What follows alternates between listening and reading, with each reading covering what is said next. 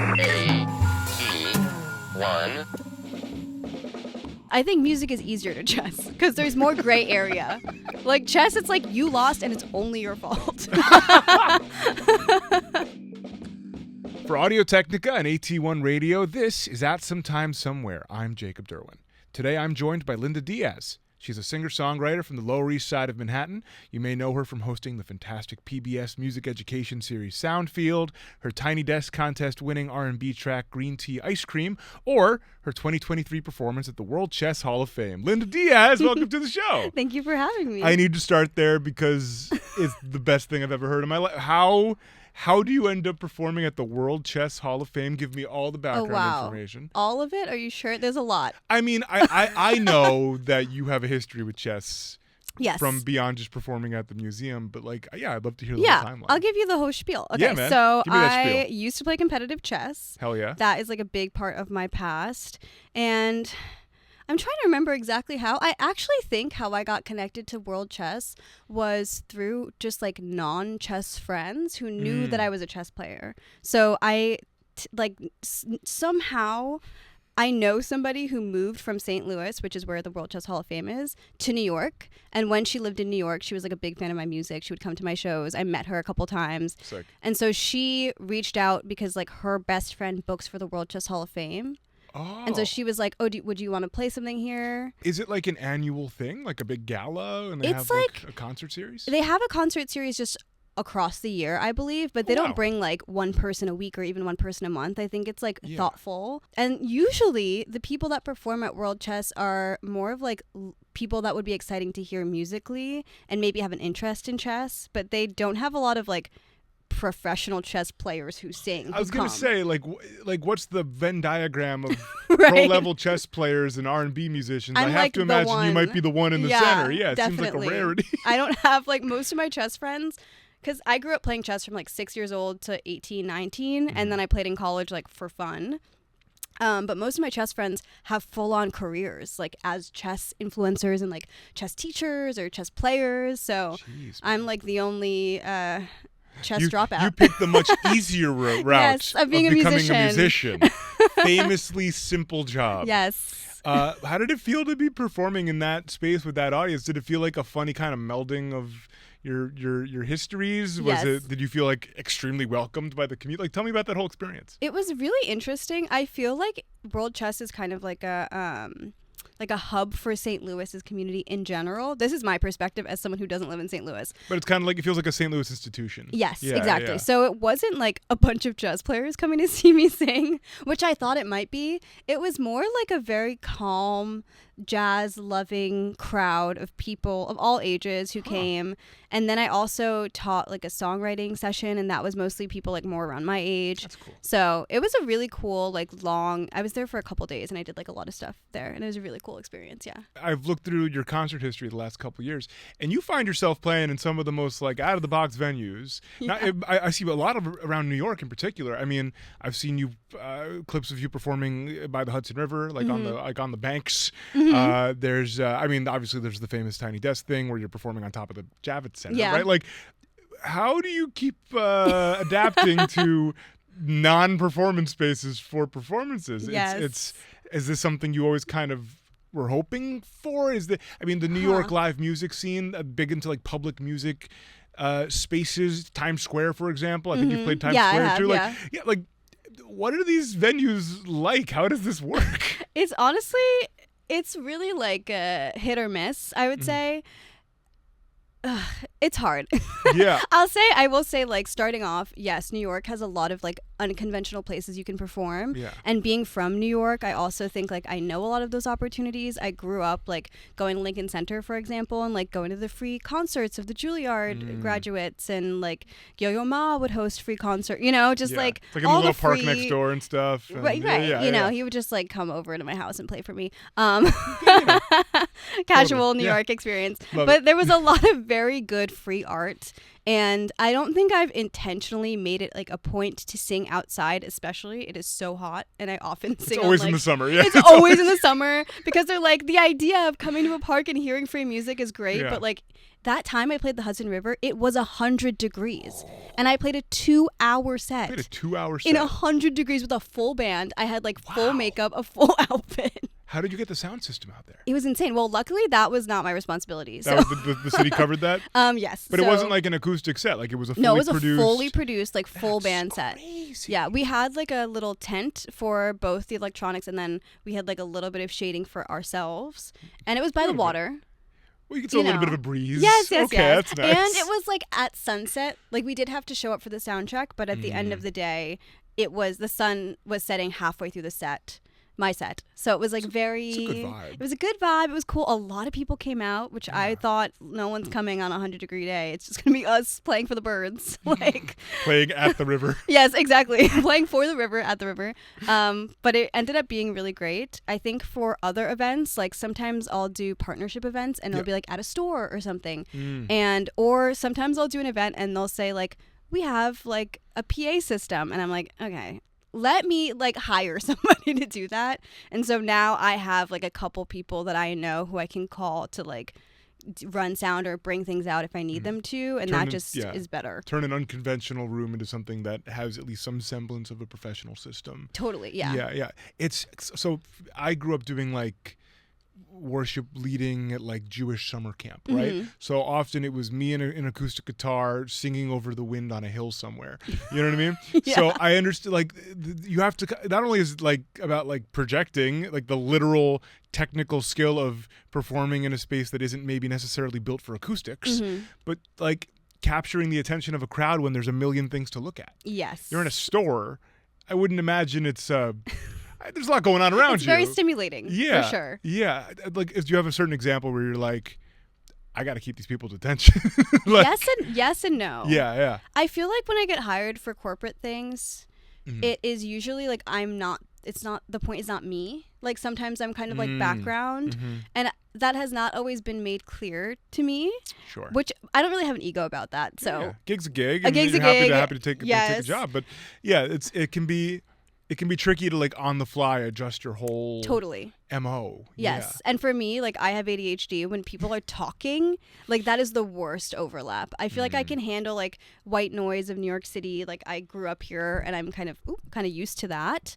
But when it comes to like other people speaking words and then I'm trying to remember like the lyrics of a song I just wrote, it's just I don't know. I have to like practice for those circumstances. And I think now I have enough practice where like I can be autopilot a little bit if I have to. But, you know, when I'm actually performing like for my own shows or like for a showcase or for like a small room of people, like I recently had a show where I was performing for like 150 to 200 people in like a smaller room, then I have to be like fully present. Do you have a favorite room to perform in these days? Ooh, I really like Baby's All Right. Baby's is the best. Yeah. Great sound system. Yeah. Great size room. Yes, I love the room. I think my only thing that annoys me a little bit, if I have to say one thing, you don't have to. Okay, I won't say it. It's not about the sound. It's not about the sound. Yeah. Go for it. No, you're good. You're good. I just don't like that the way the lighting is. Unless you have flash photography, it's hard to like get good like video and pictures. Oh, because there's so much backlight. Yeah. Yeah. That's my only thing, but it's a vibe. It's a great energy. I've never been to a baby show where I wasn't like. There's always at least one opening act where I'm like, well, that was great. Yes. You know what I mean? Like, I always like learn about something new when I'm there. Yeah. It's a cool scene. I love it, and it's also one of the first like bigger venues. Like I feel like Babies is like a step up from like the intro venues that like Rockwood that I would play at the beginning. I know. That broke my heart. Really, truly.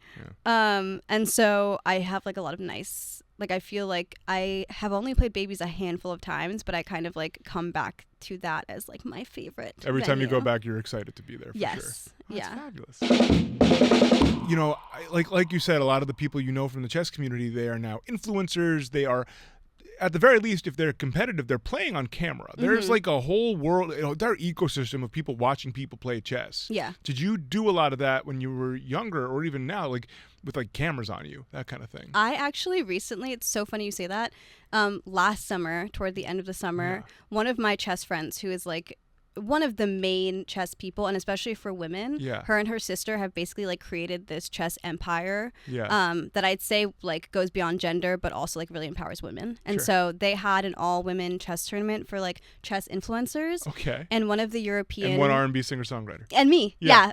So one of the European people like couldn't get a visa or something, like couldn't work in the US because they're Canadian. So a lot of their friends, and they're Romanian as well. So a lot of their friends are from Europe or from Canada or whatever it is. And so they needed someone last minute. And with a week of preparation, they asked me a week ahead of the date, like, will you fly to Malibu for 10 days and play classical chess, which if you don't know, The speed clock? classical chess is like 3-hour-long games at minimum is a classical chess game.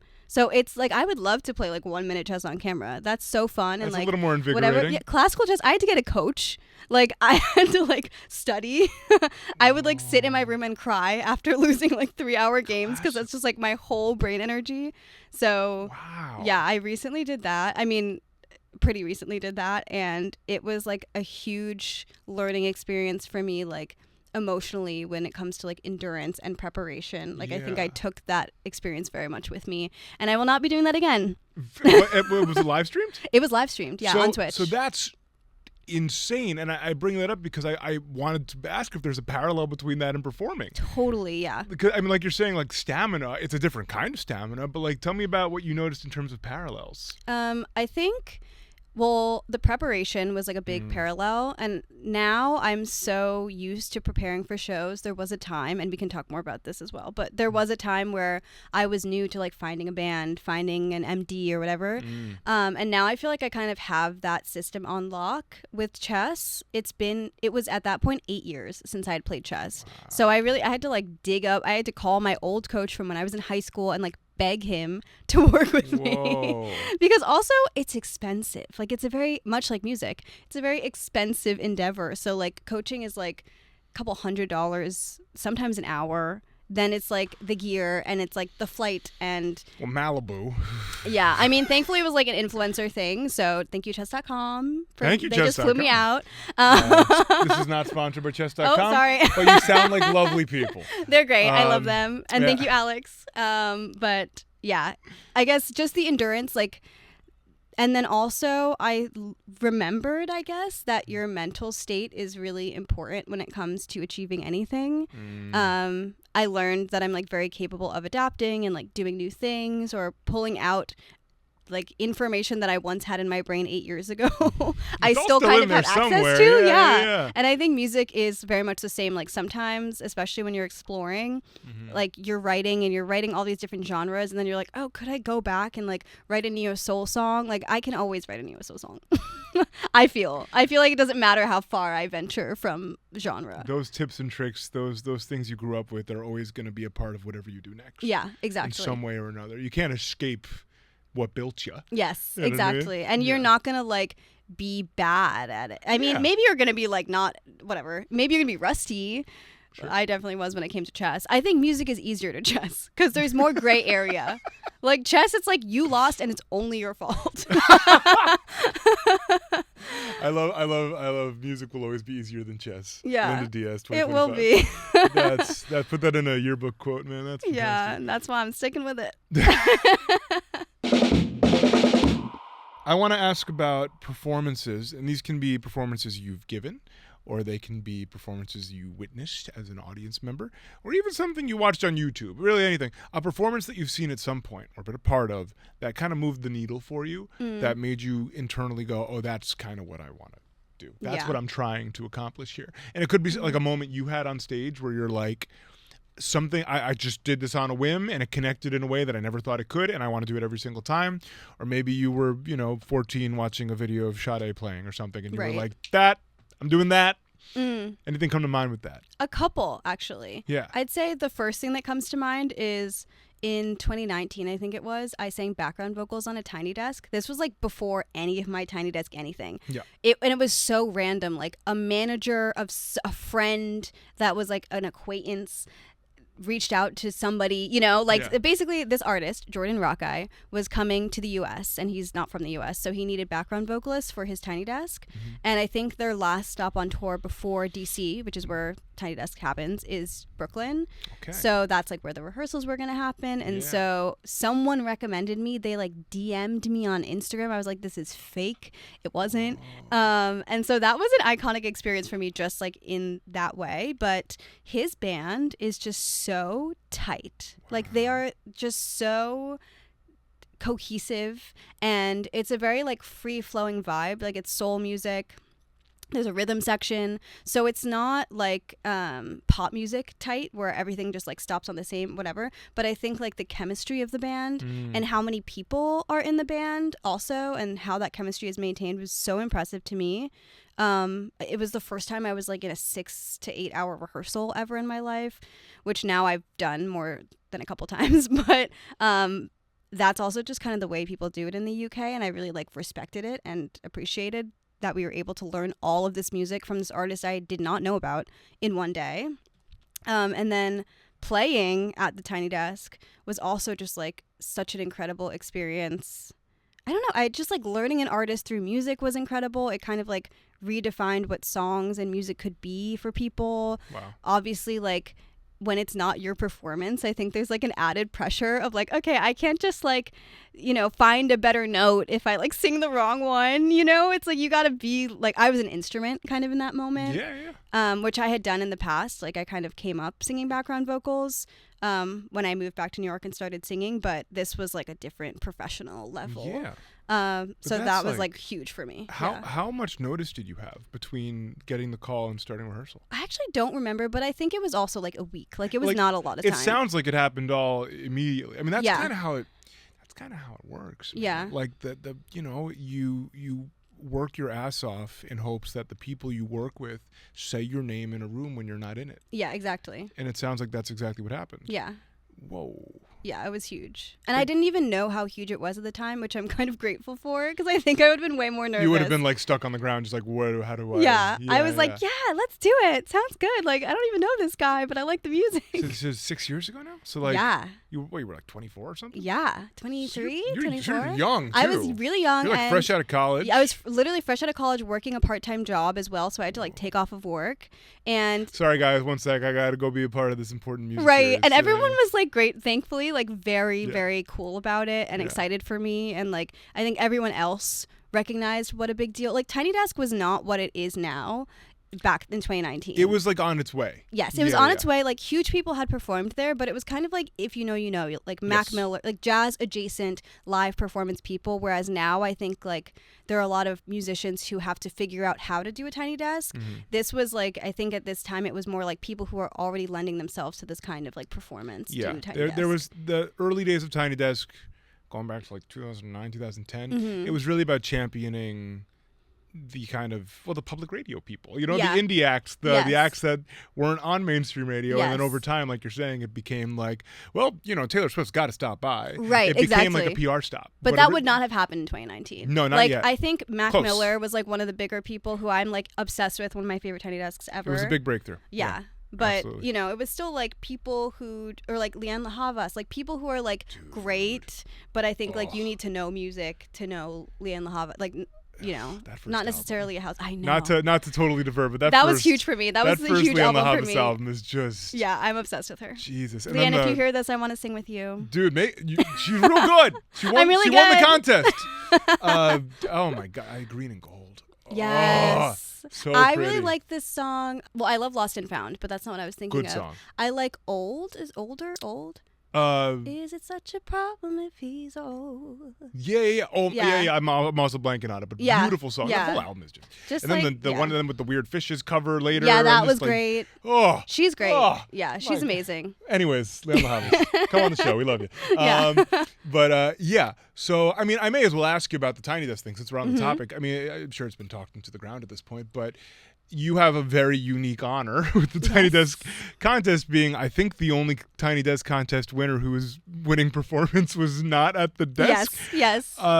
Tell me how you ended up on the roof of the Javits Center, and tell me how, I mean, you maybe only know certain elements of this. Some of this might just come down to the sound team. Tell me how the audio of that performance is so good, because it shouldn't be. It should just be wind sounds. Yes, and it's remarkable. So tell me about it. Insane. Yeah. Okay. Well, I guess like why did we choose that venue? I would say I have like made roofs a thing for myself unintentionally, like over the course of my career. New York City rooftop shows they're a staple. Well, exactly. Like some of my first shows were on rooftops. I also think just like the only public access spaces that you have sometimes in New York are roofs, and it feels like very much an aesthetic that makes sense if like it just made sense for me, but it's not like I'm gonna be the on the roof girl. Like I just became. I mean, that's how I see you.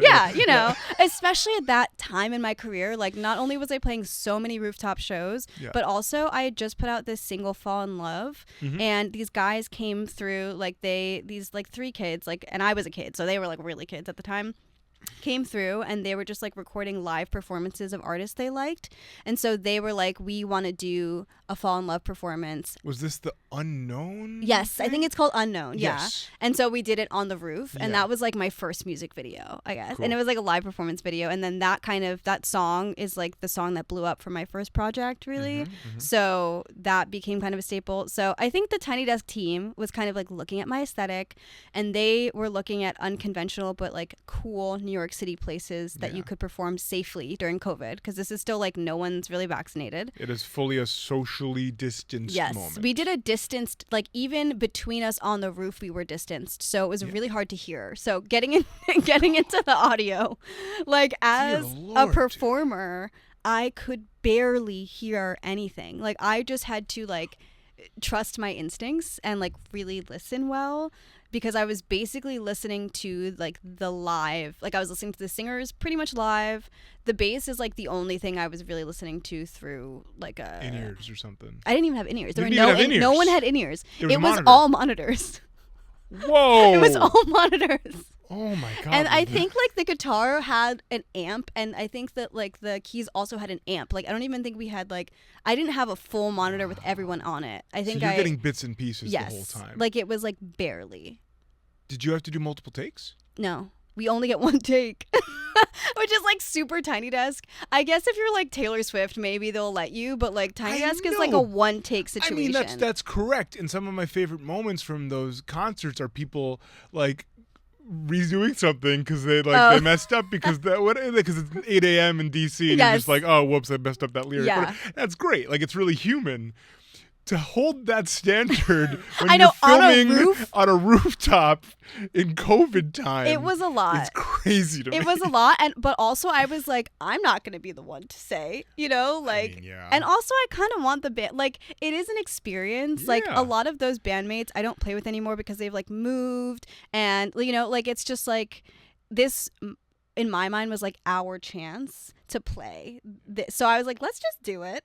And gratefully, like, luckily, I had, like, a lot of really talented people with me playing. So, yeah, we just kind of made it work. Josh, who was running sound at the time, whose last name I don't know, but, like, anyone who is really in the Tiny Desk world knows about Josh. He was just an incredible sound engineer. And so I really like that.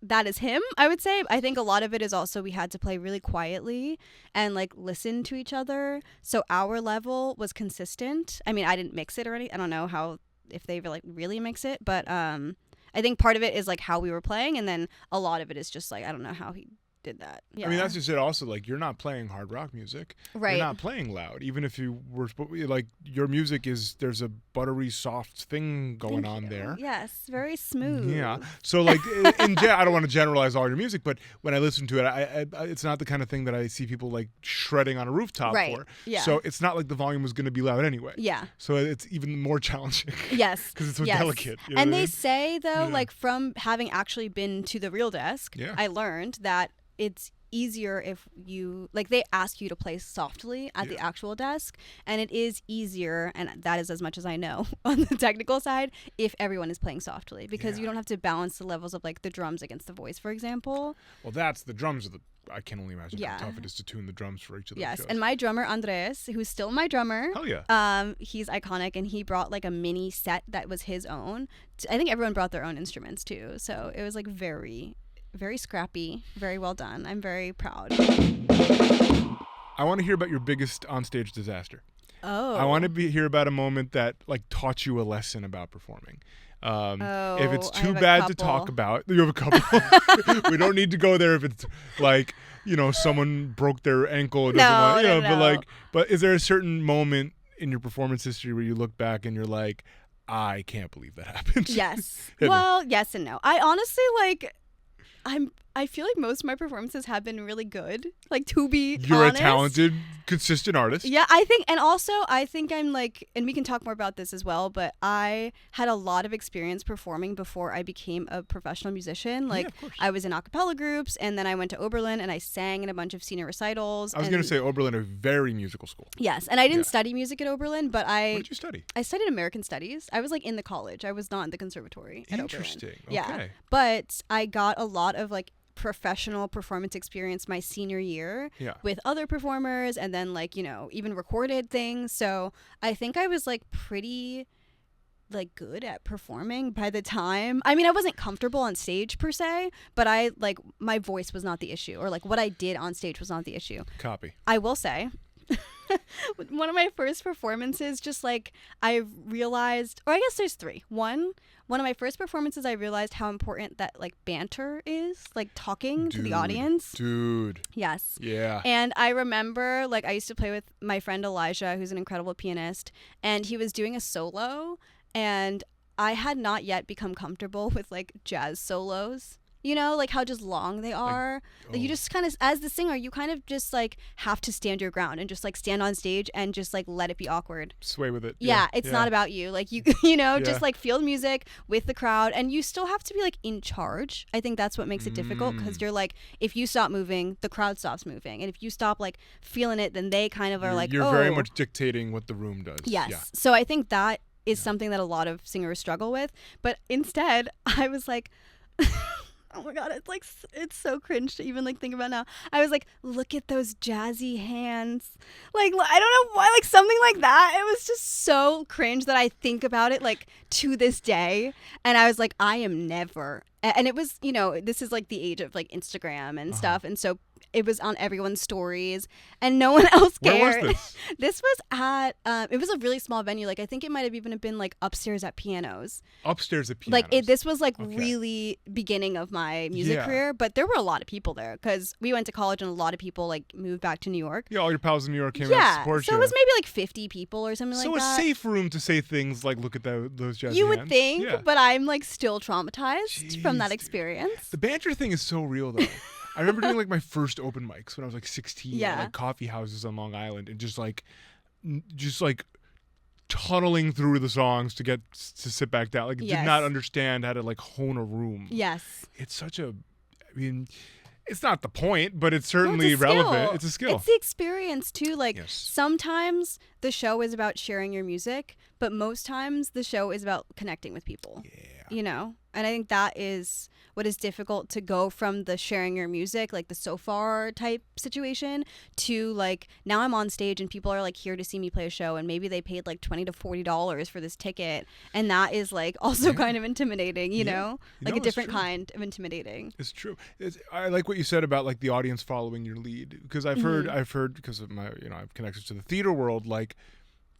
And this sounds harsh, but it's not. I think I've said it before. The audience is dumb, and it's not. And I don't mean like they're literally dumb, but I mean you need to tell them what to do. Yes. Otherwise, they don't know what to do. They're like your children. There's like there's this giant entity, this mob of people that are looking to, where do I go? And if you confuse them or you don't give clear direction, then they don't know what to do. It's not their fault. It's just. How are they know? Yeah, and they're not connected by anything when they sit down. It's true. Except for maybe a love of you or something. But if you're not like Taylor Swift, you know. You got to tether them. You got to give them a direction. You got to show them what to do. Yeah. So I think that's like, and I think it gets easier the more you grow a fan base, because then you become the thing people have in common. Yes. But that point is harder to get to than I think a lot of people realize. Like, you can be a very experienced performer, or maybe even someone people like listen to on Spotify, like maybe you have a lot of like a big listenership, but if you don't have like a cult following like a Britney Spears or like I bring up Taylor Just again. a human connection. Yeah. Yeah. I think you need to like have. Well, there's a reason that. why, there are artists out there with hundreds of thousands of monthly listeners on playlists who haven't really played live, and if they try to make that transition, they find it a lot harder than they realize. It's a completely different skill. It is Totally. Like there are bands that maybe they don't have numbers wise, maybe they don't have the kind of listenership that some of these huge acts online have, but they've been able to tour nonstop and make a good living for 20 years because they play shows and have been playing to a certain audience for all this time. I mean, I love the Hold Steady, for example. Like, they're a big rock band, they're well known, but like they have people who are waiting for them in 20 cities across America right now, and that is how they make their living, and that is how they make those connections through those live performances. Yeah, it's a community. Exactly. And that's very New York, I would say. Like, when I first saw people perform, that was like how I experienced live music. I think that has changed a lot, like since the pandemic, which is also just like the passing of time. Sure. But the marker of like 2019, I think that was like very much the case. And now moving forward into 2025, I feel like maybe a little bit of like that OG live music vibe has been lost, and it feels a little bit more like pop forward or clean or something. Like basically people don't have as much experience performing live as they used to, but this is still very much a live performance city. Like I think being a jazz hub, that is like a big part of it. So it's just like difficult and interesting to see like now the differences and you how really need to cut performing your is. teeth live. You really do. It's I've noticed it in comedy, I've noticed it in music, a lot of different performance disciplines. People hit it really big online, which is amazing, good for you, like a great way to start your career, but they get booked for a big show right off the bat. You've never played live before, and suddenly you're playing for a couple hundred people at a fairly semi-large venue. It's like terrifying. Like you've never done this. It like, really is. You terrifying. need to play the upstairs at pianos. Yes, you do. You need to play Rockwood. You're like, I think it becomes like your self-worth. I mean, I haven't been in that position, so I wouldn't know. Yeah. But people that I actually really admire and think about, like one in particular is Pink Panthers. Oh, amazing. And I also think of like Ice Spice, and I don't know either of them, and I don't know either of their experiences. But I will say, like their first shows were to like arenas essentially and huge festivals.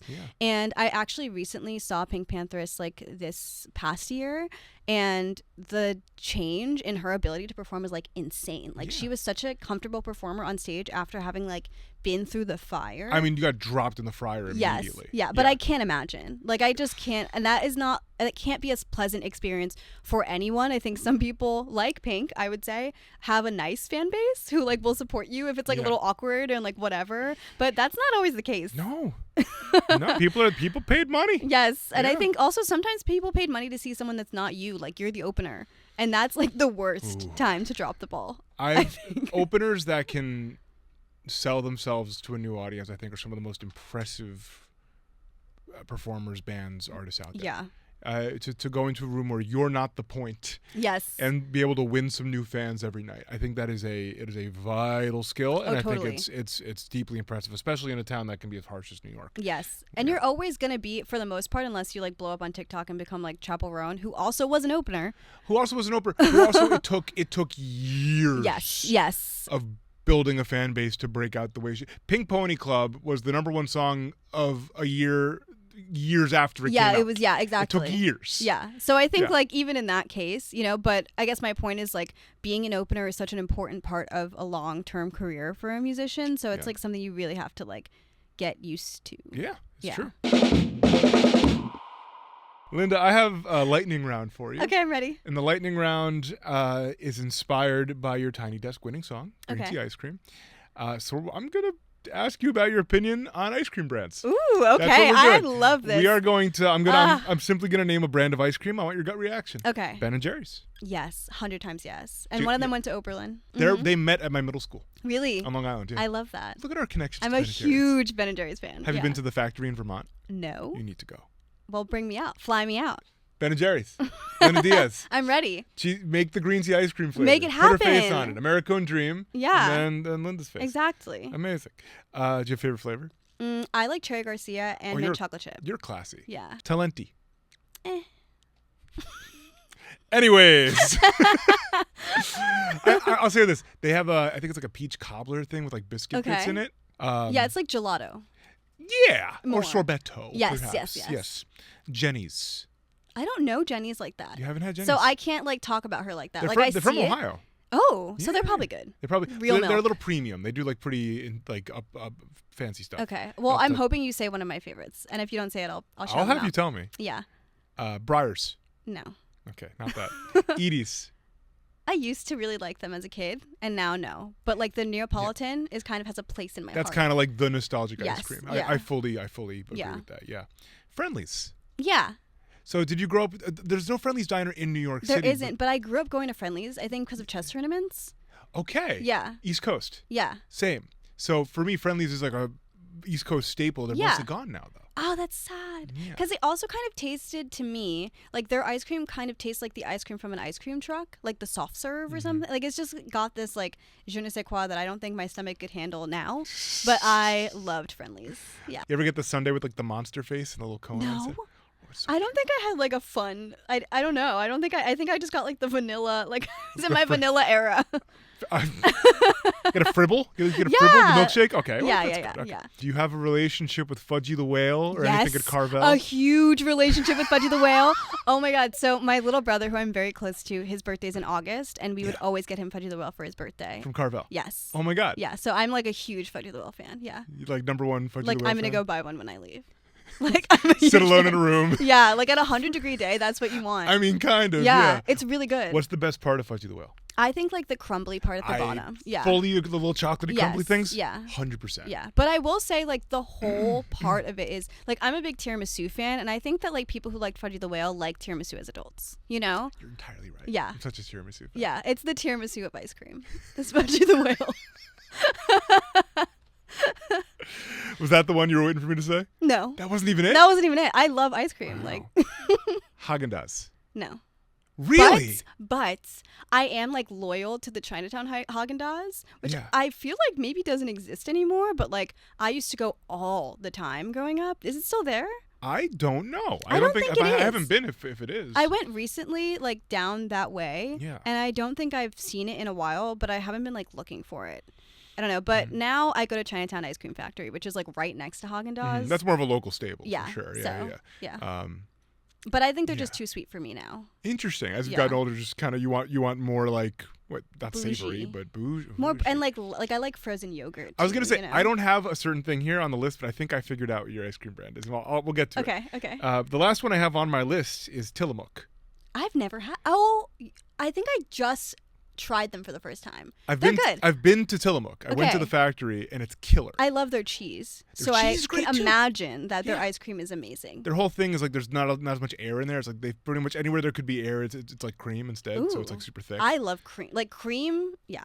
I'm guessing your favorite brand is Van Leeuwen. No. I still have it wrong. I actually am a Van Leeuwen hater. You're a Van Leeuwen Which hater? you can take out of the podcast too. I don't like the taste of coconut, and it's just like, it's too coconut for me. They're not all coconut. But everything tastes like coconut to me that they make. Or Really? like vague. Interesting. Like, just the flavors are vague. I really like McConnell's. I just think it's like it has kind of still like this light flavor to it with like but it's still exciting. Like the one that I have been obsessed with lately is like sweet cream and caramel, which sounds like a stomach ache, but No. it's actually very like light. Like I can eat Yeah. a good amount of it and not be like, oh, my stomach hurts. So I think they're my favorite right now. Have you had any non-dairy ice creams that have like done the trick for you where they don't like hurt you? Yeah, I like Skitty Cow. Okay. I like Ben and Jerry's non-dairy that they make. I mean, the Ben & Jerry's non-dairy is amazing. It's Yeah. also just like candy. It's like, Yes, hey, yeah. this is coconut milk now. You're gonna be, or this is almond milk Yeah. now. You're gonna be fine. Also, it's chocolate chunks and peanuts yeah, and just crackers like all and chips added and, sugar. But Yeah. honestly, I think like I can handle milk. I think it's just like I like things that taste more real now and like less processed or something. When it comes to ice cream specifically, but I love like a frozen yogurt or like Yeah. a SpongeBob. Any ice other pop. New York?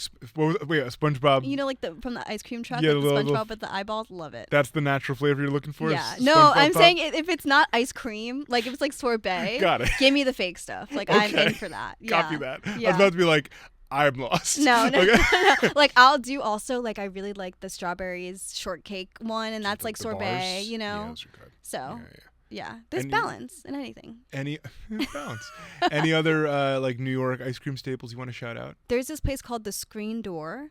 I think it's in Greenpoint, like just over in Greenpoint, and that place is so good. They have like soft serve and they have sundaes, and I love them. So shout out the Screen Door. Linda, can you tell people where they can find you if you wish to be found? Yes, you can find me anywhere you listen to music: Spotify, Apple Music, YouTube, huge on YouTube, under Linda Diaz.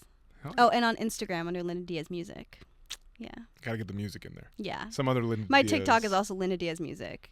Yeah. The tragedy of having a fairly common name. I know, it's hard. But on Venmo, I'm also just Linda Diaz, which is iconic. Wow, you guys scooped in there early. Yeah, I really did. Amazing. So you guys can Venmo me. Venmo, there you go. And you can find us on Instagram at AT1Radio. That's AT_ONE_radio. And of course, you can learn more about Audio-Technica and its many excellent microphones and other products like these at audiotechnica.com. That's audio-technica.com. Linda, thank you so much for doing this. Thank you for having me. Absolutely. It was so fun. AT1